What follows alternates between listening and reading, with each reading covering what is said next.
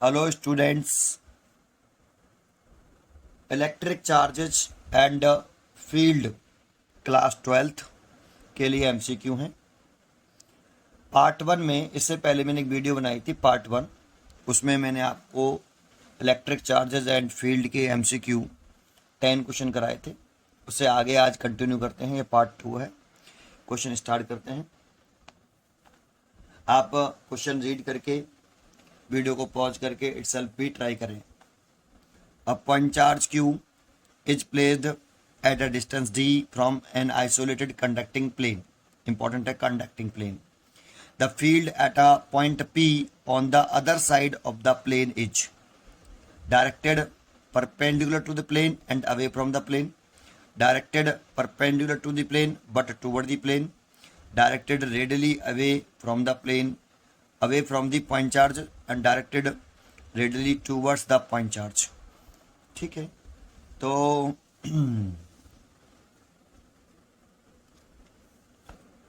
हमें लेकिन electric field की डायरेक्शन जो पूछी है हमसे वो पॉइंट पी पर पूछी है अदर साइड में। ठीक है, चलिए ये क्वेश्चन नंबर हम 11 है, 11 लिख लेते हैं और शुरू करते हैं। इसमें कहा गया है कि एक कंडक्टिंग प्लेट ले लीजिए आप, तो मैं एक कंडक्टिंग प्लेट ले लेता हूँ। ये मैंने एक कंडक्टिंग प्लेट ले ली, ये इसकी थिकनेस दिखा दी और यहाँ एक पॉइंट चार्ज रख लिया। ये देखो, इसमें ध्यान रखना है डायग्राम बनाते समय कि ये कंडक्टिंग मटेरियल की प्लेट है, तो कंडक्टिंग मटेरियल का इनसाइड, कंडक्टिंग मटेरियल के इनसाइड जैसे यहाँ इलेक्ट्रिक फील्ड इंटेंसिटी 0 होगी इन इलेक्ट्रोस्टैटिक कंडीशन। जानते हो जब कंडक्टिंग मटेरियल में करंट फ्लो नहीं करती है तो उसके इनसाइड इलेक्ट्रिक फील्ड इंटेंसिटी 0 होती है। इलेक्ट्रोस्टैटिक कंडीशन कह सकते हो, इलेक्ट्रोस्टैटिक इक्विलिब्रियम में कंडीशन में कंडक्टिंग मटेरियल के इनसाइड इलेक्ट्रिक फील्ड 0। इसका मतलब है electric field lines, electric field 0 है तो इसके अंदर कंडक्टिंग मटेरियल के inside electric field lines enter नहीं करेंगी। एक इलेक्ट्रिक फील्ड लाइंस होती हैं वो सरफेस के परपेंडिकुलर होती हैं, ये प्रॉपर्टी होती है इलेक्ट्रिक फील्ड लाइंस की। कंडक्टिंग सरफेस के एंटर करते समय परपेंडिकुलर होंगी और लीव करते समय भी इलेक्ट्रिक फील्ड लाइंस परपेंडिकुलर होंगी। अब ड्रॉ करके देखते हैं। इस वाले पॉइंट पर इलेक्ट्रिक फील्ड की डायरेक्शन पूछ रहा है, इस वाले पॉइंट पर, अब दूसरी साइड में। ठीक है, तो अब देखो यहाँ से पॉइंट चार्ज है तो यहाँ से तो electric field lines radially outward नहीं निकलेंगी, ऐसे ये पॉइंट चार्ज हो गया। लेकिन जब इस कंडक्टिंग प्लेट में एंटर करेंगी तो वो परपेंडिकुलर एंटर करेंगी। यहाँ से भी ऐसे निकली और ये परपेंडिकुलर एंटर करी, यहाँ से भी ऐसे निकली और ये परपेंडिकुलर, है ना। अगर ये इस तरह से बना दूँ मैं, एक और बना देता हूँ, चलो यहाँ से एक और निकली और ये परपेंडिकुलर, है ना। ये जो निकली ये तो ऐसे हो गई, ये जो निकली ये सरफेस के परपेंडिकुलर ऐसे। इस तरह से ये निकलती जाएंगी इधर की तरफ ऐसे। यहाँ एरो बना देना, रेडली आउटवर्ड हैं ये इस जगह पर, लेकिन यहाँ इनसाइड एंटर नहीं करेंगी। दूसरा देखो, ये पॉजिटिव चार्ज है तो इसके इंडक्शन से इसकी जो प्लेट है, ये वाली प्लेट, इस पर इधर नेगेटिव चार्ज आएगा इंडक्शन से। ये बोलना भूल गए, पहले बोल देना चाहिए था। ये पॉजिटिव चार्ज है तो इंडक्शन से यहाँ नेगेटिव चार्ज आ जाएगा और इस साइड में पॉजिटिव चार्ज होगा। इसीलिए यहाँ पर electric field lines positive charge to negative charge होती हैं तो एंटर कर रही हैं, और यहाँ से ये पॉजिटिव चार्ज है इसीलिए इलेक्ट्रिक फील्ड लाइंस लीव करेंगी। और सरफेस ये कैसे करती हैं, परपेंडिकुलर, तो ऐसे ऐसे एंटर लीव करेंगी ऐसे। तो इस वाले पॉइंट पर डायरेक्शन दिखा रहे हैं हम इलेक्ट्रिक फील्ड की। तो अब चॉइस देखते हैं कौन सा होगा इसके अकॉर्डिंग, डायग्राम के अकॉर्डिंग हमसे किस पॉइंट पर पूछ रहा है। The electric field at point P on the other side of the plane. Point charge से कैसे निकल रही है ये नहीं पूछा हमसे, हमसे पूछा है कि पॉइंट पी पर इलेक्ट्रिक फील्ड की डायरेक्शन कैसी है ना। अगर पॉइंट चार्ज से लीव करने की कहेगा तो रेडियली आउटवर्ड हो रही है, लेकिन पी पॉइंट पर पूछ रहा है तो पी पॉइंट पर इस प्लेन ऑफ कंडक्टिंग प्लेन के परपेंडिकुलर हैं और इससे अवे हैं, टूवर्ड्स हैं, तो इसके अवे हैं। तो अगर आप चॉइस देखेंगे तो कह रहा है कि other side of the plane directed perpendicular the plane, plane के परपेंडिकुलर हैं देखो, ठीक है नहीं, and away from the plane, और अवे प्लेन के से कैसी हैं, अवे भी हैं। इसीलिए यही चॉइस सही है, 11 का ए चॉइस करेक्ट है बिल्कुल। दूसरी चॉइस कह रहा है डायरेक्टेड परपेंडिकुलर प्लेन, प्लेन के परपेंडिकुलर तो हैं बट टूवर्ड द प्लेन कह रहा है, टूवर्ड द प्लेन, तो टूवर्ड द प्लेन तो नहीं है। Directed radially away from the point charge, ये है तो सही, directed radially away from the point charge से राइट ऐसी हैं, रेडली आउटवर्ड हो रही हैं, नहीं रेडली आउटवर्ड नहीं हो रही, सॉरी रेडली आउटवर्ड नहीं है, रेडली आउटवर्ड ऐसे होंगी अगर ये कोई पॉइंट चार्ज है, ये भी रॉन्ग आंसर है। रेडली आउटवर्ड होती हैं ऐसे जब आपकी ये बिल्कुल ऐसे रहती, ऐसे ये होता है रेडली आउटवर्ड ऐसे, ये अगर ये पॉइंट चार्ज है, ये प्लस का क्यू है और ये बिल्कुल स्ट्रेट चलती हैं, इधर उधर टर्न नहीं करती हैं, तो इसको बोलते हैं रेडली आउटवर्ड ऐसे, है ना। तो ये पॉइंट चार्ज ऐसे रेडली आउटवर्ड हो रही हैं, ये है रेडली आउटवर्ड, ये रेडली आउटवर्ड नहीं है, ठीक है। तो इसीलिए ये रेडली आउटवर्ड भी नहीं है, इसलिए ए की चॉइस बनती है कौन सी, 11 का ए, ठीक है। क्वेश्चन नंबर आपका 12 देखते हैं अब, 12 क्वेश्चन पढ़िए आप। Question number 12, there are two kinds of charges, positive और नेगेटिव चार्जेस, ठीक है। The property which differentiate the two kinds of charges is called amount of charges ना, पॉजिटिव चार्ज और नेगेटिव चार्ज है, इसकी इस प्रॉपर्टी को डिफ्रेंशिएट हम अमाउंट ऑफ चार्जेस से तो नहीं कर सकते, केवल पोलैरिटी से कर सकते हैं कि ये पॉजिटिव है और ये नेगेटिव है ना। स्ट्रेंथ ऑफ चार्ज से भी नहीं कर सकते, फील्ड ऑफ चार्ज से भी नहीं कर सकते, क्योंकि पॉजिटिव चार्ज हो चाहे नेगेटिव चार्ज दोनों ही फील्ड बनाते हैं। तो हम केवल पॉजिटिव चार्ज और नेगेटिव चार्ज की जो है टू टाइप्स का होता है, इसको पोलैरिटी ऑफ चार्ज से डिफ्रेंशिएट कर सकते हैं कि ये पॉजिटिव है और ये नेगेटिव है, इसलिए इसकी बी चॉइस है। तो 12 का बी होगा, ठीक है। क्वेश्चन नंबर 13 देखते हैं। A method for charging of a conductor without bring a charge object in contact, important लिखा है without contact, with it called electrification, magnetization, electromagnetic induction और इलेक्ट्रोस्टैटिक इंडक्शन। तो इलेक्ट्रोस्टैटिक इंडक्शन, किसी बॉडी को charge करने के 3 मेथड होते हैं। एक होता है चार्जिंग बाई फ्रिक्शन, तो उसमें दोनों बॉडी को रब किया जाता है, लेकिन दोनों बॉडी कांटेक्ट में आ गई और कांटेक्ट में आई तो यहाँ तो without bringing a charge object in contact कह रहा है, तो इसलिए वो तो चॉइस होगी नहीं और उसमें गिवन भी नहीं है। और एक होता है आपका कंडक्शन, दो बॉडी को कंडक्शन वाले मेथड से भी हम चार्ज कर सकते हैं, लेकिन उसमें दोनों कंडक्टिंग बॉडी होनी चाहिए और दोनों को कांटेक्ट में रखा होना चाहिए, कंडक्टिंग बॉडी भी होनी चाहिए और कांटेक्ट में भी हो, तो कंडक्शन मेथड से उन बॉडी को चार्ज किया जाता है। और एक होता है इलेक्ट्रोस्टैटिक इंडक्शन, इसमें दो बॉडी का एक दूसरे से कांटेक्ट में होना जरूरी नहीं होता, बिना कांटेक्ट के भी हम एक चार्ज बॉडी हो एक अनचार्ज बॉडी हो, विदाउट कांटेक्ट के अनचार्ज बॉडी के नियर बिना कांटेक्ट के चार्ज बॉडी लेके आते हैं तो अनचार्ज बॉडी चार्ज हो जाती है, इसीलिए यही वाला मेथड हो गया आपका इलेक्ट्रोस्टैटिक इंडक्शन, इसलिए इसका 13 का डी चॉइस हो गई, 13 है उसका डी, ठीक है। चलिए 14, if integration E dot D S vector is equal to 0 over a surface, then पहले तो ये बताओ ये इंटीग्रेशन जो है ये दे रखा है 14 क्वेश्चन, ये integration E vector dot D S vector is equal to 0 लिख रहा है, ये है क्या, तो ये है इलेक्ट्रिक फ्लक्स, क्योंकि ये इलेक्ट्रिक फील्ड है और ये एरिया है सरफेस एरिया। देखो सरफेस एरिया का सिंबल बहुत से टीचर जो है किताबों में E vector dot D A vector दे रखा होता है, डी ए वेक्टर, और किसी किसी बुक में डी एस वेक्टर दे रखा होता है। डी एस वेक्टर यहाँ सरफेस एरिया के लिए यूज़ किया गया है, तो ई vector dot D S vector that's mean surface area है, और सरफेस एरिया है तो देखो इसको हम इलेक्ट्रिक फ्लक्स बोलते थे, तो ये भी इलेक्ट्रिक फ्लक्स है, तो इलेक्ट्रिक फ्लक्स जो है वो 0 गिवन है। अब इलेक्ट्रिक फ्लक्स 0 होने की कंडीशंस क्या होती हैं, पहले चॉइस पढ़ लेते हैं। पहली चॉइस दे रखी है the electric field inside the surface और and on it 0, all charges must necessarily be the outside of the surfaces, the number of electric flux lines entering the surface must be equal to the number of flux lines leaving it, both B and C। तो ठीक है, अब हमने question की choice पढ़ ली। अब ये बताओ इलेक्ट्रिक फ्लक्स 0 होने की कंडीशंस क्या होती हैं।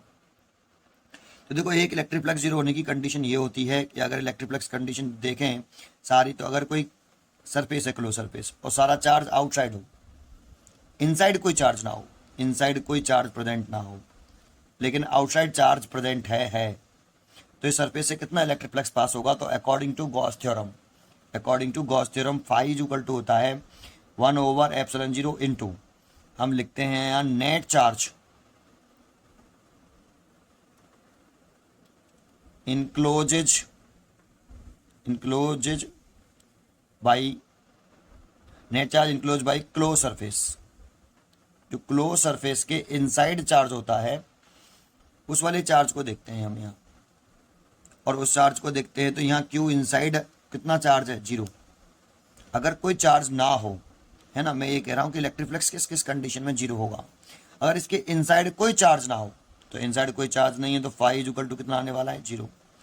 तो भाई इनसाइड अगर चार्ज 0 होगा तो फ्लक्स 0 होगा, लेकिन आउटसाइड अगर चार्ज है भी या नहीं भी, दोनों कंडीशन में फ्लक्स 0 होगा। तो जो आपकी यहाँ जो बी चॉइस है वो बिल्कुल सही नज़र आ रही है। All charges must necessarily be the outside of the surfaces. जितने भी चार्ज हैं वो सारे अगर बाहर हैं, आउटसाइड है सर्फेसेस के, तो इलेक्ट्रिक फ्लक्स 0 होगा, इसलिए बी चॉइस सही है। और एक आपका दूसरा जो है इलेक्ट्रिक फ्लक्स 0 हो सकता है, वो किस कंडीशन में हो सकता है? कि अगर कोई क्लोज सरफेस है, जैसे ये सरफेस है, ये कोई सरफेस है, इसमें जितनी लाइन आपकी लीव कर रही हैं, number of electric field lines leave कर रही हैं, जैसे मैंने ये लीव कर रही हैं आपकी 1 2 3 4 5। जानते जब इलेक्ट्रिक फील्ड लाइंस लीव करती हैं सरफेस से, जब इलेक्ट्रिक फील्ड लाइंस लीव करती हैं सरफेस से, तो आपका फ्लक्स पॉजिटिव होता है, और जब इलेक्ट्रिक फील्ड लाइंस एंटर करती हैं सरफेस से, तो उस वाली कंडीशन में इलेक्ट्रिक फ्लक्स जो होता है वो नेगेटिव होता है। लीव करें तो पॉजिटिव, एंटर करें तो नेगेटिव। और इलेक्ट्रिक फ्लक्स होता क्या है? इलेक्ट्रिक फ्लक्स किसे कहते हैं? Number of electric field lines passing through normally any close surface, है ना, किसी भी क्लोज सरफेस से पास होने वाली जो number of electric field lines होती है, नॉर्मली जो पास होती हैं, उसको इलेक्ट्रिक फ्लक्स बोलते हैं। तो बेटा यहाँ पर जितनी लाइंस, मान लो ये 1 2 3 4 5 लाइंस लीव कर रही हैं, तो ये प्लस के 5 हो गया। और अगर 5 लाइन ही एंटर करती हैं, 1 2 3 4 और 5, तो फ्लक्स ये वाला 5 1 पॉजिटिव और 5 2 माइनस के 5 लाइन लीव करी और 5 लाइन ही एंटर करी, तो नेट फ्लक्स कितना लिंक किया इससे? तो नेट फ्लक्स जो है आपका इलेक्ट्रिक फ्लक्स है वो 0 हो जाएगा। तो ये भी जो है आपका जो चॉइस दे रखी है, the number of flux lines entering the surface must be equal to number of the flux lines leaving it, ये भी सही है। तो इसका हिसाब से देखो बी और सी दोनों सही है, तो डी चॉइस दे रखी है कि बोथ बी एंड सी, तो आंसर ये डी होना चाहिए इसके हिसाब से, अगर बी और सी दोनों सही है तो। लेकिन ए को भी देख लेते हैं। The electric field inside the surface कह रहा है एंड ऑन इट बी 0। तो बेटा अगर आपका inside the surface electric field 0 बता रहा है और सरफेस पर भी 0 बता रहा है, तो बेटा अगर आपका चार्ज बाहर रखा होगा, बाहर अगर चार्ज है, जानते हो अगर कोई क्लोज सरफेस है, ये अगर यहाँ अगर चार्ज है बाहर, इनसाइड नहीं है, तो यहाँ इलेक्ट्रिक फील्ड हो सकता है बेटा, क्योंकि ये ऐसे गया और ऐसे, देखो ये इलेक्ट्रिक फील्ड लाइंस हैं, ये ऐसे गई, तो इसके इनसाइड और सरफेस पर इलेक्ट्रिक फील्ड 0 नहीं है। ये चार्ज आउटसाइड है लेकिन इलेक्ट्रिक फील्ड 0 नहीं है, इनसाइड। और जानते हो जितनी लाइंस इस सरफेस में एंटर कर रही हैं, यहाँ पर अगर 2 लाइन एंटर कर रही हैं आउटसाइड वाला, तो उतनी लाइन लीव कर रही हैं, तो टोटल चार्ज कितना है? 0। नेट फ्लक्स कितना है? सॉरी 0। अगर कोई चार्ज आउटसाइड रखा होता है उसकी वजह से उससे पास होने वाला इलेक्ट्रिक फ्लक्स 0 क्यों होता है? तो जितनी लाइंस यहाँ से क्या कर रही हैं, आपकी एंटर कर रही हैं सरफेस में इस जगह पर, उतनी लाइन यहाँ से इस सरफेस से लीव कर रही हैं, सो नेट फ्लक्स 0 रहेगा। लेकिन इलेक्ट्रिक फील्ड लाइंस सरफेस पर भी हैं और इनसाइड भी इलेक्ट्रिक फील्ड लाइंस हैं, 0 नहीं है, इसलिए वो चॉइस तो रॉन्ग है। ठीक है, वो चॉइस 0 है, रॉन्ग है, वो 0 नहीं है। ठीक है, इसलिए 14 का जो है बी और सी करेक्ट आंसर है, लेकिन डी कह रहा है both B and C, so D choice हम करेक्ट कहेंगे। तो हम कहेंगे इसमें क्वेश्चन नंबर 14 में D choice is correct answer, D choice is a correct answer. ठीक है, चलिए ये क्वेश्चन नंबर हम 15 की तरफ चलते हैं। क्वेश्चन नंबर 15 पढ़िए, ये थोड़ा सा अच्छा क्वेश्चन है और लेंथी भी है थोड़ा सा। A cup contain 250 gram of water. ठीक है, the the number of negative charge is present in the cup of water is, कितना नेगेटिव चार्ज प्रेजेंट होगा कप ऑफ वाटर के इनसाइड, ये पूछ रहा है। 250 ग्राम का कप है एक, उसमें वाटर है 250 ग्राम, ठीक है ना, 250 ग्राम। तो क्वेश्चन शुरू करते हैं, 15 क्वेश्चन है ये, है ना। तो क्वेश्चन शुरू करें तो करना शुरू करते हैं, सॉरी। तो देखो एक कप ले लिया है उसने, थोड़ा सा इसको साइड कर देता हूँ, 250 ग्राम वाटर है। तो ये एक मैंने यहाँ पे एक कप ले लिया ऐसे, और इसमें वाटर भरा हुआ है। उस वाटर का जो मास है, mass of water in cup, mass of water in cup, जो एम है वो 250 ग्राम दे रखा है। अब देखो हमारा इसमें करना क्या है, हमें ये पता लगाना है कि इस कप के इनसाइड वाटर के कितने मॉलिक्यूल हैं, how many number of molecule in cup of water, ये हमें पता करना है ना। तो ये कैसे पता कर सकते हैं, ये हम एवोगाड्रो के नंबर कंसेप्ट से पता कर सकते हैं। तो उसमें अगर हम एवोगाड्रो कंसेप्ट जानते हो तो हम लिखते हैं, देखो number of molecule, number of molecule in 18 gram of water, तो वो होते हैं 6.023 10 की पावर 23 मॉलिक्यूल। थोड़ा सा इसको अलग से बताता हूं मैं, यहाँ एक पॉइंट कॉन्सेंट्रेट कर लीजिए इस जगह पर। जानते हो जैसे वाटर का एक मोल, वाटर का एक मोल में 6.023 10 की पावर 23 मॉलिक्यूल होते हैं। वाटर के एक मोल में, ये वाटर के एक मोल में इतने मॉलिक्यूल होंगे वाटर के। अब जो एक मोल होता है, जैसे वाटर का एक मॉलिक्यूल ले लें H2O, तो इसका मॉलिक्यूलर मास निकालें। तो एक मोल, इस वाटर के एक मोल जो है, वाटर का एक मोल इस वाटर के एक मॉलिक्यूल के जो मॉलिक्यूलर मास है उसके इक्वल होता है, 18 ग्राम होता है इसका, ये इक्वल होता है। तो आप ये कह सकते हो कि वाटर के एक मोल में 6.023 10 की पावर 23 मॉलिक्यूल्स होते हैं। या ये कह सकते हो वाटर के 18 ग्राम मास में, अगर 18 ग्राम वाटर का मास है तो उसमें मॉलिक्यूलर मास है ये 18 ग्राम, उसमें 6.023 10 की पावर 23 मॉलिक्यूल्स होते हैं वाटर के। ऐसा केवल वाटर में नहीं, सारे मटेरियल्स में हो सकता है। जैसे अगर कार्बन ले लेते हैं हम 6C12, तो इसके कार्बन के भी एक मोल में, कार्बन के एक मोल में 6.023 10 की पावर 23 एटम होते हैं कार्बन के। 6C12 है अगर, तो इसके एक मोल में इतने एटम होंगे, और इसका जो एटॉमिक मास होगा वो होगा 12 ग्राम।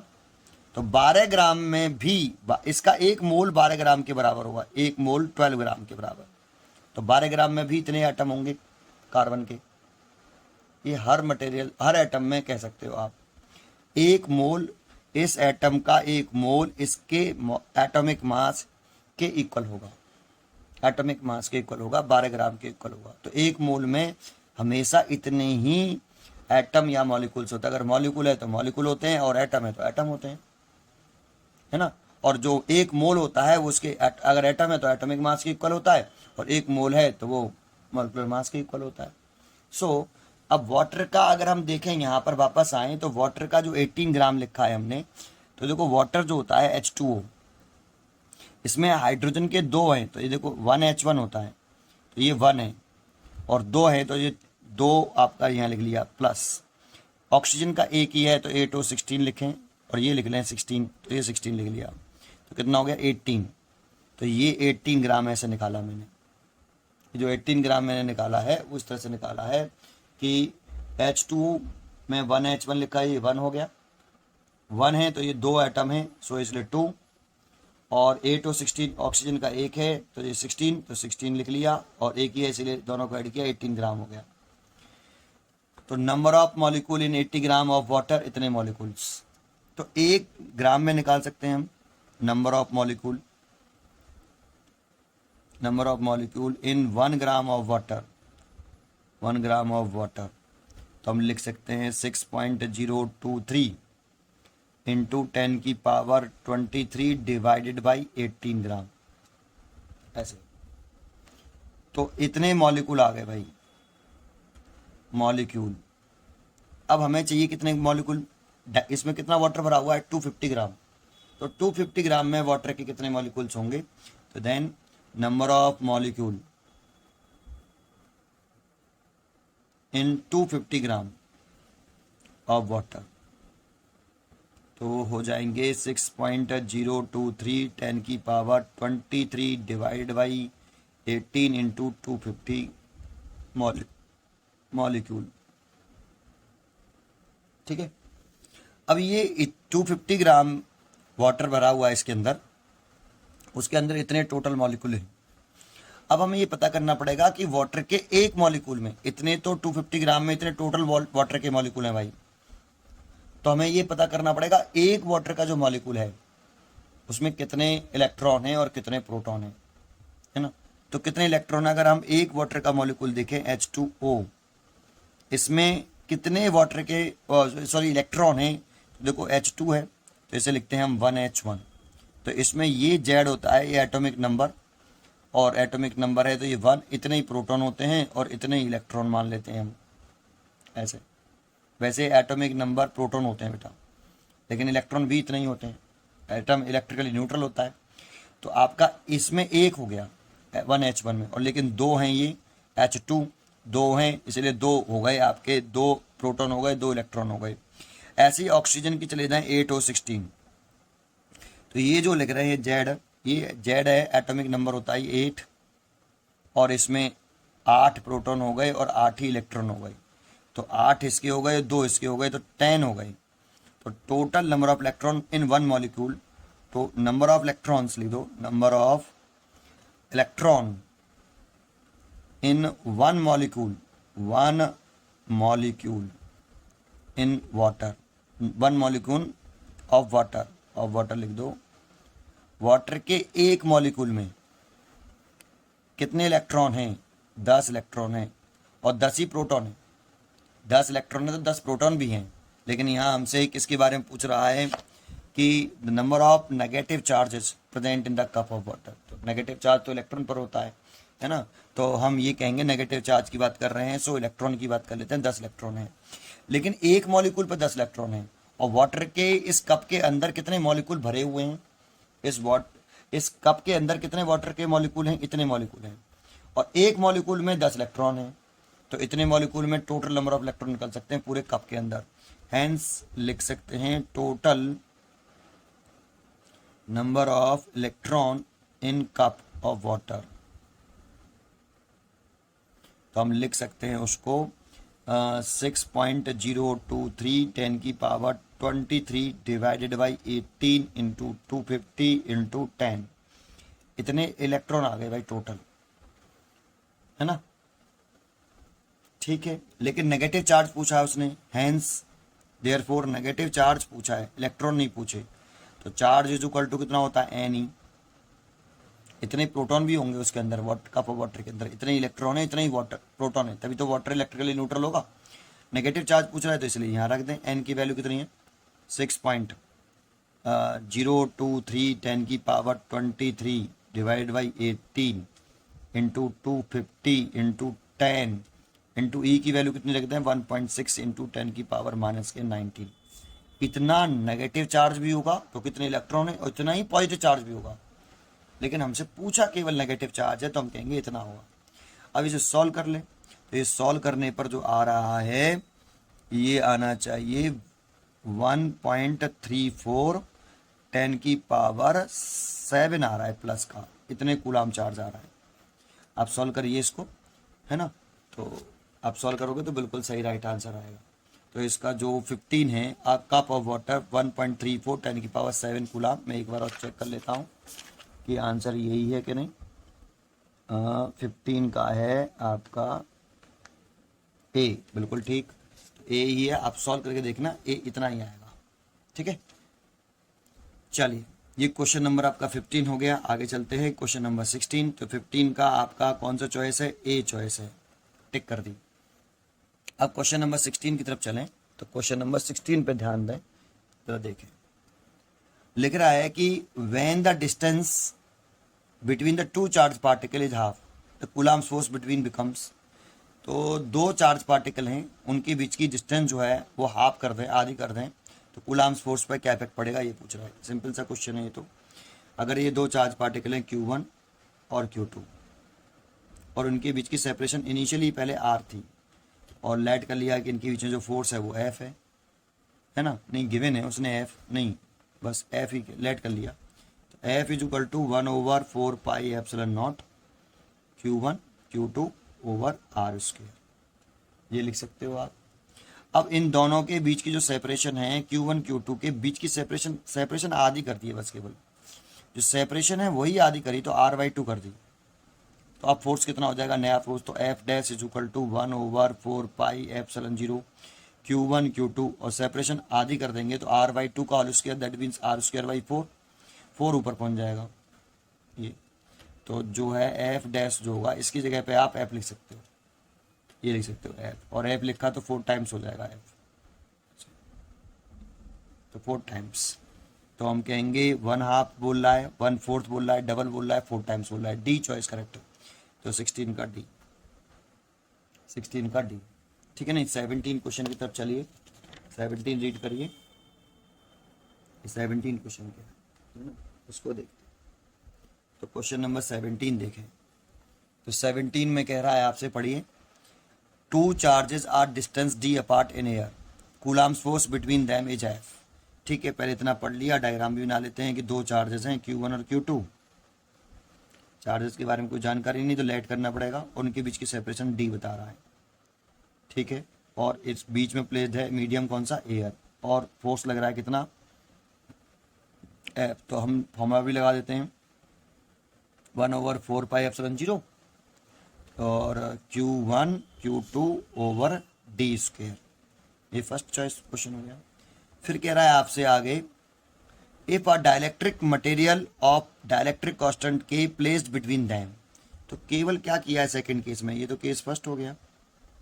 सेकंड केस में उसने किया है कि इन दोनों चार्जेस के बीच में चार्जेस चेंज नहीं किए और उनके जो बीच की सेपरेशन है वो चेंज नहीं करी, बस मीडियम प्लेस कर दिया है जिसका डाइलेक्ट्रिक कांस्टेंट के है और सेपरेशन चेंज नहीं करी। एयर को रिप्लेस करके मीडियम कर दिया है जिसका, और फोर्स पूछ रहा है। नया फोर्स जो है मीडियम में होगा 1/4 पाई एप्सिलॉन नॉट के। जानते हो एयर में डाइलेक्ट्रिक कांस्टेंट एयर का कितना होता है? 1 होता है। अगर हम एयर के लिए करना चाहें तो के बराबर 1 रख देंगे तो ये रिजल्ट आ जाएगा दोबारा से, Q1 Q2 over D square, ऐसे।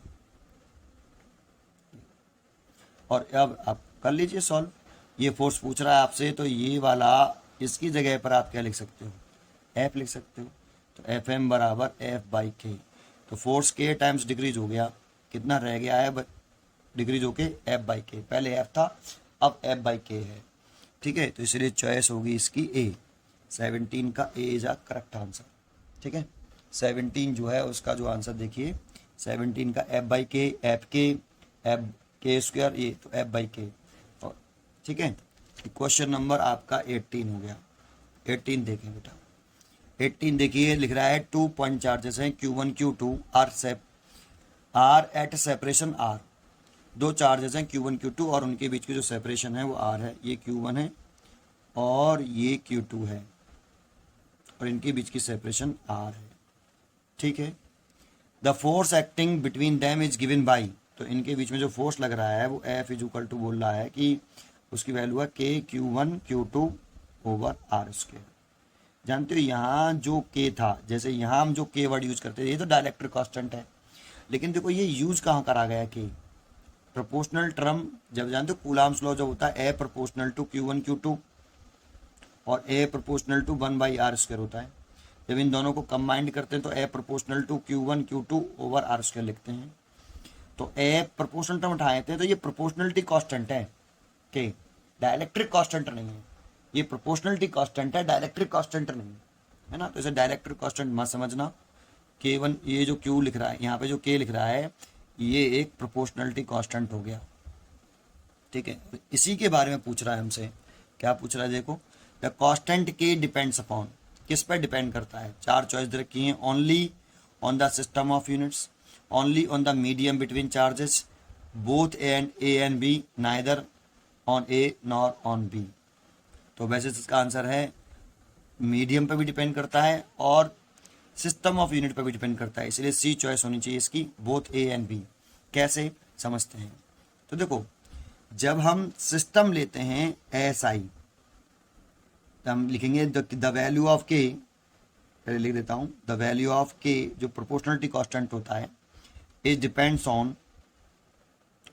On system of units and medium between two charges,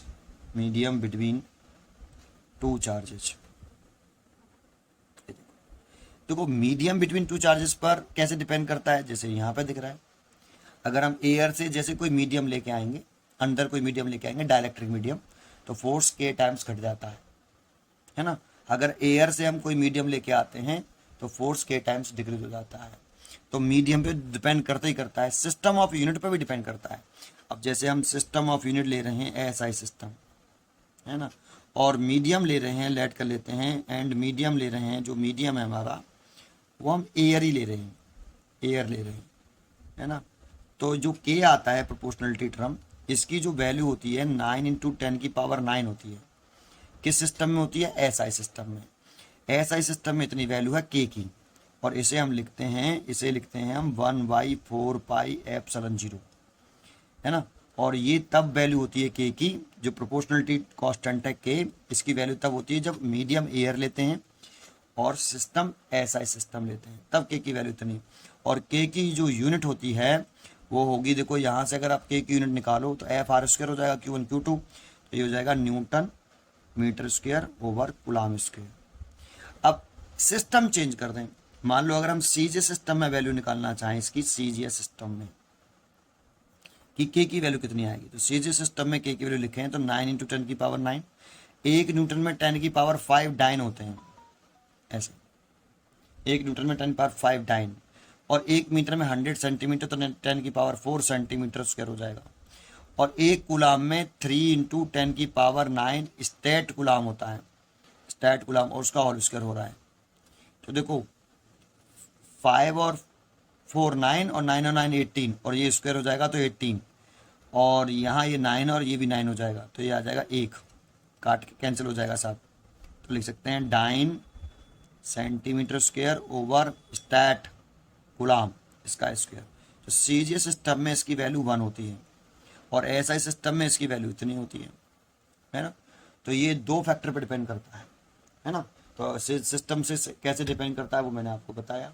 ठीक है, चलिए आइए, इसीलिए इसकी चॉइस हो गई 18 की C, only on the system of units, तो only on medium between charges, both A and B, तो ए और बी दोनों पर डिपेंड करता है, इसीलिए सी चॉइस सही होगी। तो हम 18 का सी करेक्ट कर देते हैं। ठीक है, चलिए आगे बढ़ते हैं, 19 क्वेश्चन देखते हैं। क्वेश्चन नंबर 19 क्या है, तो 19 पढ़िए आप, 19 को रीड करिए। तो 19 क्वेश्चन है आपका, ये मिल जाता है यार, 3 चार्जेस प्लस के 4e q और q और small q are placed in straight line length l at a point a distance 0 l/2 l respectively. तो देखो ये 0 कहाँ है, ये l/2 कहाँ है, एक l कहाँ है, तो जरा समझो इसका मतलब क्या है कि ये भाई x एक्सेस बना लो आप, ये x एक्सेस है और ये y एक्सेस बना लेते हैं। तो बताओ यहाँ x बराबर कितना होगा, 0। तो एक चार्ज तो 0 पे रखा है, देखो 0 पर कौन सा रखा है, प्लस के 4q, तो प्लस q को तो यहाँ रख लो, 4q को ये रख लिया। दूसरा जो कैपिटल Q चार्ज है वो प्लेस किया l/2 डिस्टेंस पर, तो यहाँ से l/2 डिस्टेंस चले जाओ, तो मान लो ये l/2 डिस्टेंस है, यहाँ से यहाँ तक l/2 है। अगर यहाँ से यहाँ तक l/2, तो यहाँ x बराबर कितना होगा, l/2 होगा। और यहाँ पर हमने चार्ज प्लेस किया है कैपिटल Q, ठीक है, और small q placed at a straight line on the length l and point eight a distance 0 l/2 और l। तो देखो यहीं से l है, यहीं से ही एल डिस्टेंस चले जाएंगे तो यहाँ एक स्मॉल क्यू चार्ज प्लेस्ड है, ये यहीं से है बेटा एल, ऐसे ऑरिजिन से मेजर करेंगे तभी तो यहाँ तक एल होगा। तो इस जगह पे लिखेंगे कि यहाँ एक्स कितना है, एल है, यहाँ कितना है, एक्स है, एल है, आप लिख पाओगे ऐसे, ठीक है। ओके, फिर क्या पूछा उसने, what should be capital Q in order to make net force on Q, what should be capital Q in order to make the net force on Q to be 0। अच्छा, नेट फोर्स ऑन क्यू 0 हो, capital Q की value पूछ रहा है ना, capital Q की value पूछ रहा है जिससे नेट फोर्स ऑन क्यू पर कितना हो जाए, 0 हो जाए। ओके ठीक है, तो देखो नेट फोर्स किस पे क्वेश्चन में गिवन है, हमें नेट फोर्स गिवन है ऑन क्यू पर 0 दे रखा है और इसके लिए क्यू की वैल्यू पूछ रहा है, ऐसे ये है क्वेश्चन, ये है देखो net force on Q to be 0, capital Q की वैल्यू पूछ रहा है, ठीक है। तो करे कैसे, तो आपको करना क्या है, इसकी वैल्यू पूछ रहा है तो आप नेट फोर्स निकाल लो क्यू पर और उसे 0 पुट कर दो, सॉल्व कर लो, कैपिटल क्यू निकल आएगा। तो नेट फोर्स ऑन क्यू निकालें, स्मॉल क्यू निकालें, net force on small Q, net force on small Q कैसे निकालते हैं जरा वो देखते हैं। तो देखो यहाँ पर कूलाम्स लॉ का यूज करेंगे तो 4Q इस Q को क्या करेगा, रिपेल या अट्रैक्ट, तो रिपेल करेगा, ये प्लस का 4Q है, यहाँ से ये रिपेल कर देगा, ये F1 हो गया। तो यहाँ लिख देंगे हम इलेक्ट्रोस्टैटिक फोर्स ऑन Q और यहाँ लिख देंगे ड्यू टू 4Q ऐसे, और लिख लेते हैं F1 1/4 पाई एप्सिलॉन 0। तो 4Q और Q के बीच में फोर्स निकाल रहे हैं तो दोनों का प्रोडक्ट Q इंटू 4Q और इनके बीच की ही शॉर्टेस्ट सेपरेशन, Q और 4Q के बीच की शॉर्टेस्ट सेपरेशन कितनी है, देखो Q और 4Q के बीच की शॉर्टेस्ट सेपरेशन L है, तो L का स्क्वायर, और ये से रिपेल करेगा तो कर दिया। अब इलेक्ट्रोस्टैटिक फोर्स ऑन Q ही निकालना है हमें, लेकिन ड्यू टू निकालना है प्लस के कैपिटल Q। अब देखो इसकी तो वैल्यू निकालनी है सर, ये प्लस का होगा या माइनस का होगा, ये कैसे मालूम पड़ेगा। तो देखो अगर क्वेश्चन में गिवन नहीं होता है और वैल्यू पूछ रहा होता है तो हम उसे पॉजिटिव ही कंसिडर करके चलते हैं, फिर जो भी आ जाए साइन वही साइन होता है। तो पॉजिटिव है तो ये इसको रिपेल ही करेगा ऐसे F2, और निकाल लेते हैं F2, तो 1/4 पाई एप्सिलॉन नॉट, दोनों चार्ज का मल्टीप्लाई Q और Q का, Q पे निकालना है कैपिटल Q की वजह से, तो Q और उनके बीच की शॉर्टेस्ट सेपरेशन, इन दोनों के बीच की शॉर्टेस्ट सेपरेशन कितनी होगी भाई, ये L है और ये L/2 है, तो ये L/2 हो जाएगी, उसका स्क्वायर, तो L/2 का स्क्वायर करेंगे तो L²/4, 4 ऊपर पहुंच जाएगा, आया, ठीक है। अब यहाँ पर नेट फोर्स निकालें तो डायरेक्शन कैसे आ रही है, सेम, डायरेक्शन सेम आए तो नेट फोर्स कैसे निकालते हैं, ऐड करके। तो हम नेट फोर्स निकाल लें, तो net force on small Q, तो ऐड कर लें F1 प्लस F2, और net force on small Q कितना दे रखा है, 0 दे रखा है हमें, तो इसकी वैल्यू 0 पुट कर दें, ये F1 प्लस F2, तो यहाँ से सॉल्व करेंगे तो F1 is equal to minus F2 है ना, और F1 की और F2 की वैल्यू पुट कर दो। F1 की वैल्यू है 1/4 pi epsilon 0 Q into 4Q over L², और इसकी वैल्यू है 1 माइनस लग रहा है ये वाला, माइनस के 1/4 pi epsilon 0 4 capital Q into small q over L²। देखो ये तो कट गया और यहाँ से एक Q भी कट गया ये वाला, और ये 4 भी कट गया, यहाँ एक Q बचा और यहाँ पे भी एक कैपिटल Q बचा, तो कैपिटल Q की जो वैल्यू हो गई वो माइनस के Q आ गई। देखो अपने आप साइन निकल के आया कि ये जो कैपिटल Q चार्ज है वो नेगेटिव होगा, ठीक है, अपने आप साइन निकल आया। तो चॉइस चेक कर लेते हैं, तो हमारा 19 का ए का फर्स्ट चॉइस है माइनस का Q, दूसरी चॉइस माइनस के 2Q, ये तो माइनस का Q ही तो आंसर आया था हमारा, माइनस का Q है ना, माइनस का Q। सो इसीलिए आंसर लिख सकते हैं इसका 19 का आपका ए, 19 का ए होगा, ठीक है। क्वेश्चन नंबर 20 रीड करते हैं, अगले पेज पर रीड करते हैं क्वेश्चन नंबर 20 है ना, तो ये 20 देखो, ये क्वेश्चन में आपको एक इंडिविजुअली लेक्चर मैंने बनाया था, केवल इस यही क्वेश्चन ऑन लेकर आया था है ना, तो आप इस क्वेश्चन को चलो मैं करा ही देता हूँ, अच्छा क्वेश्चन है, आप वापस कहाँ जाओगे, ठीक है। क्वेश्चन नंबर आप 20 रीड करिए, 20 क्वेश्चन क्या है, एक इलेक्ट्रॉन है falls from rest through a vertical distance h in uniform and vertically upward direction electric field. तो देखो अपवर्ड डायरेक्शन में तो इलेक्ट्रिक फील्ड दे रखा है आपको, यहाँ बना देता हूँ कि इलेक्ट्रिक फील्ड की डायरेक्शन उसने अपवर्ड डायरेक्शन में दे रखी है, ये ऐसे बना देता हूँ। और यहाँ से एक इलेक्ट्रॉन जो है वो फ्रीली फॉल कर रहे हैं रेस्ट में से, तो u बराबर 0 है। इलेक्ट्रॉन फॉल्स फ्रॉम रेस्ट, तो इसलिए रेस्ट से कर रहे हैं तो u बराबर 0। कितनी डिस्टेंस तक कर रहा है वो रेस्ट में, तो h हाइट तक आ रहा है बेटा, ऐसे यहाँ तक आया। ये हाइट कितनी है, h है ये। और यूनिफॉर्म इलेक्ट्रिक फील्ड की डायरेक्शन वर्टिकली अपवर्ड है, ठीक है। The direction of electric field is now reversed, तो वो सेकंड की। तो इलेक्ट्रॉन पर जो फोर्स लगता है, इलेक्ट्रॉन नेगेटिव चार्ज पार्टिकल है, तो इस पर जो फोर्स लगता है वो इलेक्ट्रिक फील्ड के डायरेक्शन में या अपोजिट डायरेक्शन में। तो आंसर होता है इलेक्ट्रिक फील्ड के अपोजिट डायरेक्शन में। तो इस पर फोर्स ऐसे लगेगा, ये इलेक्ट्रोस्टैटिक फोर्स है और इसकी वैल्यू लिखें तो ई लिख सकते हैं। F बराबर क्यू ई होता है चार्ज ऑफ इलेक्ट्रॉन माइनस का ई, साइन पुट नहीं करते तो इतना फोर्स लगा। अब इतना फोर्स लगा तो इस फोर्स, आप यहाँ पर किस फोर्स को इग्नोर कर रहे हो, ग्रेविटेशनल फोर्स को, क्योंकि आपका जो आप पहले लिख लो, इसी को नेट फोर्स मानना हूं मैं। तो नेट फोर्स जो है ऑन इलेक्ट्रॉन एफ ई बराबर कितना ई, और इसे लिख देखते हैं mass of electron acceleration of electron is equal to E. तो एक्जिलरेशन जो आ रहा है ई डिवाइडेड बाई एम आ रहा है। अब इलेक्ट्रॉन का मास बहुत कम होता है ना, तो इलेक्ट्रॉन में एक्जिलरेशन बहुत ज़्यादा आएगा। तो ये जो एक्जिलरेशन है वो एक्जिलेशन जो टू ग्रेविटी से बहुत ज़्यादा होगा। तो और वैसे तो नेट एक्जिलरेशन जो लगना चाहिए वो ए प्लस जी लगना चाहिए, लेकिन ये एक्जिलरेशन जो होगा वो इस एक्जिलेशन जो टू ग्रेविटी से बहुत बहुत ज़्यादा होगा, तो हम जी को इग्नोर कर सकते हैं। तो ये कंसेप्ट भी यहाँ है, तो आप इसको जी को इग्नोर कर दीजिए, नेगलेक्ट कर दीजिए, ठीक है। तो कर दिया, तो इतना एक्जिलेशन लग रहा है। अब लिख सकते हो आपका एच हाइट से गिराया गया है, तो इन इक्वेशन आप इस इक्वेशन का यूज कर लीजिए, S U T plus half A T square. ये क्यों कर रहे हैं, तो अभी अभी क्वेश्चन पूरा नहीं पढ़ा, क्वेश्चन पढ़ लेते हैं। The direction of electric field is now reversed keeping the magnitude is same. A proton is allowed to fall from rest in it through the same vertical height h।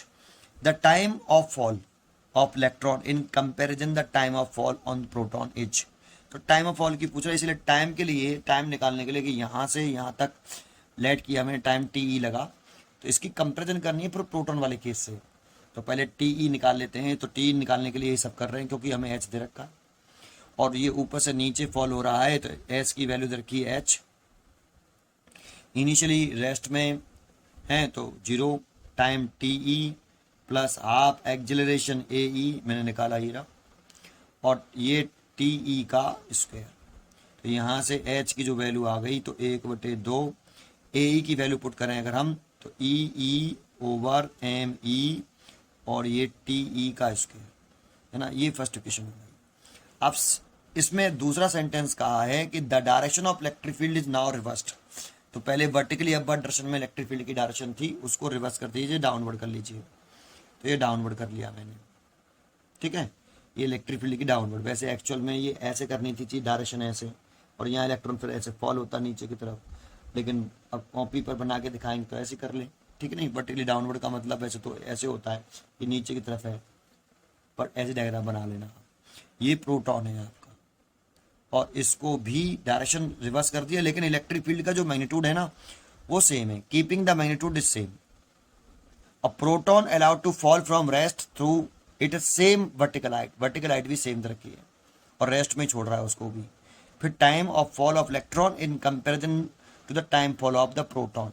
तो आपको यहाँ से अब प्रोटॉन छोड़ रहा है, इस पर पॉजिटिव चार्ज होता है और रेस्ट में छोड़ा गया है, तो u बराबर 0 है ना। तो यहाँ से छोड़ेंगे और वही एच हाइट है, एच हाइट ही है। तो सेम सारी कंडीशन है, देखो इस पर चार्ज सेम है तो इस पर जो फोर्स लगेगा इलेक्ट्रिक फील्ड की डायरेक्शन में लगेगा, तो एफ ई बराबर ई लगेगा। तो फोर्स तो सेम लग रहा है, बदला केवल क्या है, मास बदल जाएगा। तो बिल्कुल सेम प्रोसेस से करेंगे, तो सिमिलरली लिख देता हूँ, ऐसे ही आ जाएगा बेटा। ये सिमिलरली या पूरा करके दिखा दीजिए आप, सिमिलरली ऐसे ही आप लिखेंगे H is equal to 1/2 E over mass अलग होता है एम पी, और टाइम भी अलग होगा टी पी। चार्ज सेम होता है प्रोटॉन इलेक्ट्रॉन पर, इलेक्ट्रिक फील्ड सेम दे रखा है मैग्नीट्यूड में, डायरेक्शन चेंज करिए, प्रोटॉन का मास और इलेक्ट्रॉन का मास अलग होता है, टाइम अलग होता है, तो time P T P comparison करनी है इसी में। तो आप देखिए, आप फर्स्ट और सेकंड इक्वेशन को इक्वल कर दीजिए, ये भी एच है ये भी एच है, तो from equation first and second अगर आप इक्वल करोगे तो एच एच इक्वल कर दोगे तो कितना हो जाएगा, 1/2 ई ओवर एम ई और ये टी ई का स्क्वायर, और ये हो जाएगा 1/2 E over M P T P का स्क्वायर। अब देखो ये तो कैंसिल हो जाएगा। अब हमसे क्वेश्चन में टाइम फॉल ऑफ इलेक्ट्रॉन पहले का है, तो टाइम फॉल ऑफ इलेक्ट्रॉन को ऊपर रखिए, टी को ऊपर रखिए और टीपी को नीचे ले आइए। कंपैरिजन करना है तो रेशियो निकालते हैं, कभी भी कंपैरिजन करना हो तो रेशियो कैलकुलेट करते हैं। तो इसको इसके नीचे लेके आए, इसको इधर ले आओ, तो M E over M P ऐसे। तो यहाँ से अगर आप T E over T P निकालोगे तो ये रूट के अंदर आ जाएगा एम ई और एम पी, है ना। तो देखो इसमें जो चॉइस दे रखी हैं 10 टाइम्स बिगर, 5 टाइम्स बिगर, तो ये तो चॉइस बनती नहीं, क्योंकि इलेक्ट्रॉन का मास आप 9.1 10 की पावर माइनस के 31 kg और प्रोटॉन का मास 1.6725 10 की पावर माइनस के 27 kg रखोगे, तो इसे सॉल्व करके 10 टाइम्स या 5 टाइम्स तो आने वाला नहीं है ना। तो ग्रेटर और लेसर वाला काम ही है, इक्वल भी नहीं है, इक्वल तो है ही नहीं है, तो स्मॉलर ही चॉइस बनती है वैसे तो। फिर भी बता देता हूँ कैसे। तो ये बताओ इलेक्ट्रॉन का मास ज़्यादा होता है या प्रोटॉन का मास, तो प्रोटॉन का मास ज़्यादा होता है, तो यहाँ से आप M E by M P निकालोगे वो लेस देन 1 आएगा, है ना। और इसको रूट ले लोगे बहुत साइड में तब भी यही रहेगा, और इसकी जगह पर आप क्या पुट कर सकते हो, इसकी जगह पर आप पुट कर सकते हो T E divide by T P, और पुट कर दिया तो T E that is T E divide by T P less than 1, इसको जब ले आए तो क्या लिख सकते हैं, T E less than T P. तो जो इलेक्ट्रॉन को फॉल होने में जो टाइम है वो प्रोटॉन के फॉल होने से टाइम से कम लगेगा, है ना। तो टी कम है टी पी ज़्यादा है, तो स्मॉलर बोल रहा है ना। The time fall of electron in comparison to the time of fall of proton is smaller, तो स्मॉलर ही आ रहा है, इसीलिए आपकी इसकी 20 का ए चॉइस होगा, 20 का ए चॉइस होगा, ठीक है। 21 चलें, 21 अगला क्वेश्चन देखते हैं। 21 इजी क्वेश्चन हैं। Which of the following is the unit of electric charge. अभी ये बेसिक क्वेश्चन है जो 12th में आ सकते हैं। अभी जैसे जैसे हम आगे चलते जाएंगे इसमें 75 या 80 क्वेश्चन हैं, अभी हम 21 पे चल रहे हैं, तो अभी थोड़ा सा लेवल बढ़ेगा आगे, है ना। और ये केवल इलेक्ट्रिक चार्जेस एंड फील्ड के हैं, इलेक्ट्रोस्टैटिक पोटेंशियल और कैपेसिटेंस के क्वेश्चन अलग हैं इसमें, ठीक है। चलिए 21 देखते हैं। Which of the following is unit of electric charge. तो कुलाम ऐसा यूनिट होती है चार्ज की, स्टेट कुलाम सीजे सिस्टम में यूनिट होती है, ए बी कुलाम ये भी सीजे सिस्टम में होती है। तो ये तीनों ही चार्जेस की यूनिट है, उसने ये तो नहीं कहा। देखो क्वेश्चन में अगर ये कहता ऐसा यूनिट ऑफ चार्जेस तो कुलाम चॉइस होती, सीजीएस कहता तो दोनों हो जाती हैं, ए बी कुलाम और स्टेट कुलाम, लेकिन सीजीएस में भी दो होती हैं, एक होती है आपकी इलेक्ट्रोस्टैटिक यूनिट और एक होती है इलेक्ट्रोमैग्नेटिक यूनिट। तो इलेक्ट्रोस्टैटिक यूनिट तो स्टैट कुलाम है, electromagnetic unit A B coulomb है, सीरीज में ही है दोनों। लेकिन उसने कुछ नहीं कहा, केवल यूनिट ऑफ चार्जेस कहा, और यूनिट ऑफ चार्जेस कहा तो कुलाम भी सही चॉइस है, स्टेट कुलाम भी और स्टेट ए बी कुलाम भी, तो ऑल ऑफ द एबव हो गया, इसीलिए इसका डी चॉइस हो गई।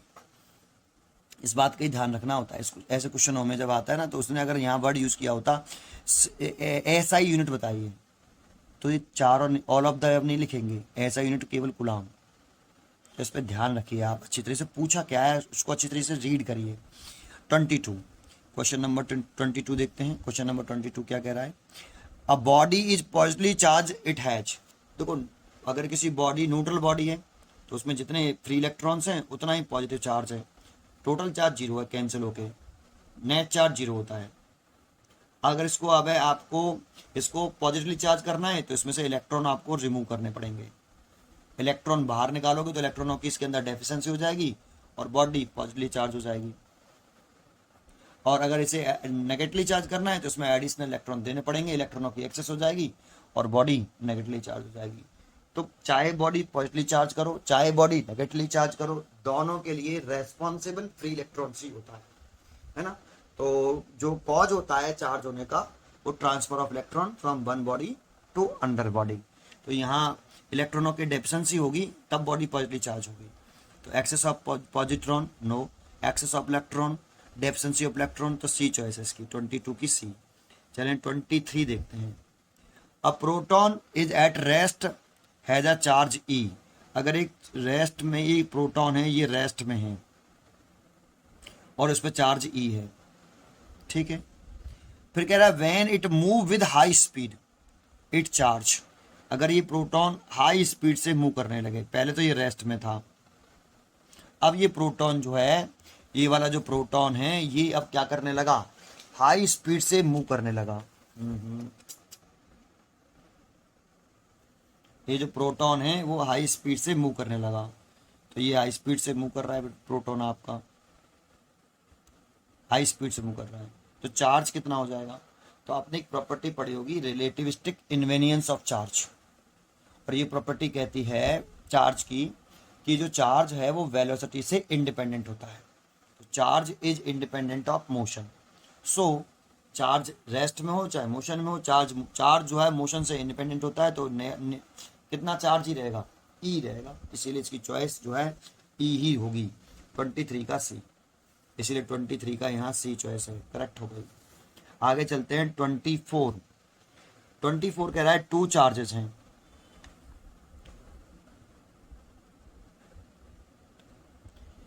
टू चार्जेस हैं, 3 इंटू 10 की पावर माइनस के 5 कूलम और 5 इंटू 10 की पावर प्लस के 4 coulomb are placed at a distance 10 centimetre from each other. Find the value of electrostatic force acting between them. तो कूलम्स लॉ लगा लेना, और 10 सेंटीमीटर चार्ज है, उसे सेंटीमीटर को मीटर में जरूर चेंज करना, 10 की पावर माइनस के 2, 10 इंटू 10 की पावर माइनस के 2 मीटर, और कूलम्स लॉ लगा के सॉल्व कर लेना, जो भी आंसर आए वो चेक कर लेना। इजी क्वेश्चन है, 24 अपने आप करिए आप, ठीक है। 25 क्वेश्चन देखते हैं। What the value of minimum force acting between two charge placed at 1 metre apart from each other. What is the value of minimum force acting between two charges,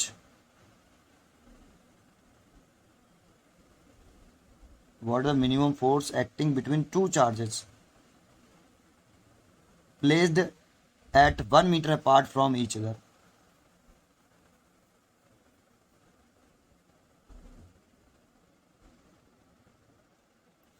तो देखो क्या पूछा है इसमें, मिनिमम फोर्स पूछा है, acting between two charges placed at 1 metre apart from each other. अब देखो चार्जेस के वैल्यू गिवन नहीं, चार्जेस का नेम नहीं गिवन, लेकिन यहाँ पे एक वर्ड यूज किया है मिनिमम फोर्स। तो सबसे मिनिमम चार्ज जो होता है वो किस पर होता है, इलेक्ट्रॉन पर। इलेक्ट्रॉन पर सबसे मिनिमम चार्ज होता है, और इलेक्ट्रॉन पर सबसे चार्ज मिनिमम है, तो दोनों चार्ज अगर हम इलेक्ट्रॉन ले लेंगे तो उन दोनों का जो प्रोडक्ट आएगा वो भी मिनिमम होगा, और प्रोडक्ट मिनिमम होगा तो फोर्स भी मिनिमम होगा, है ना। और 1 मीटर अपार्ट डिस्टेंस पे बोल रहा है, तो आप ये कर सकते हो। इसमें क्वेश्चन नंबर 25 है ये, कि एक इलेक्ट्रॉन इधर ले लीजिए और एक इलेक्ट्रॉन इधर, और इनके बीच की जो सेपरेशन है वो आप आर ले लीजिए। इलेक्ट्रॉन ले लो या प्रोटॉन ले लो, कि दोनों पे चार्ज बराबर ही होते हैं। मिनिमम चार्ज जो मानते हैं हम वो 1.6 इंटू 10 की पावर माइनस के 19 गुलाम, और इसे इलेक्ट्रॉनिक चार्ज बोलते हैं। ये सबसे मिनिमम चार्ज होता है किसी भी बॉडी पर। और प्रोटॉन इसलिए नहीं कहते क्योंकि इलेक्ट्रॉन नहीं क्यों कहा, क्योंकि किसी भी बॉडी में चार्ज के लिए रिस्पॉन्सिबल इलेक्ट्रॉन होते हैं, ना कि प्रोटॉन होते हैं, इसीलिए मैंने इलेक्ट्रॉन वर्ड यूज किया। और मिनिमम फोर्स कह रहा है तो F बराबर 1/4πε0, दोनों चार्ज का मल्टीप्लाई E इंटू ई, और सेपरेशन कितनी रखी उसने, सेपरेशन कह रहा है यहाँ पे 1 मीटर अपार्ट, तो 1 मीटर कह रहा है तो 1 का स्क्वायर कर लें, तो आप लिख सकते हो इसे। इसकी देखो इसने के लिखा है, ये प्रोपोर्शनलिटी टर्म है के यहाँ पे, तो इसकी जगह पे आप के लिख सकते हो प्रोपोर्शनलिटी टर्म, तो के ई स्क्वायर, तो ये मिनिमम फोर्स हो गया। इसीलिए इसकी जो चॉइस हो सकती है के ई स्क्वायर, के ई बाई 4, ए चॉइस है 25 का ए, तो 25 का ए चॉइस हो गया, ठीक है। अच्छा, इसके बाद आगे के क्वेश्चन जो हैं 25 के आगे के नेक्स्ट पार्ट में देखेंगे। पढ़ते रहिए एंड खुश रहिए।